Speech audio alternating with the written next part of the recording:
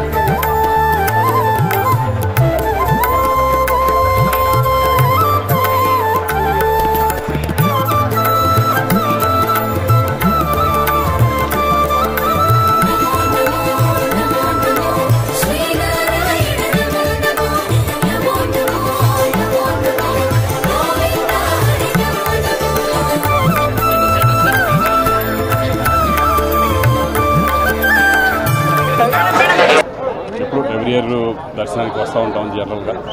ఈసారి కూడా రావడం జరిగింది. బాబుది పిక్చర్ స్టార్ట్ అవుతుంది 24 నుంచి. దాని నుంచి దేవుడు ఆశీర్వాదం కోసం వచ్చాము. అందరికీ బాగుండాలని మనస్ఫూర్తిగా భగవంతుడు కోరుకుంటున్నాను. ఇప్పుడు నాకు నడుస్తున్న Devara and game changer 2 films, అలాగే కళ్యాణ్ రామ్ది ఒకటి, అలాగే నేను హీరోగా చేస్తున్నా ఒకటి.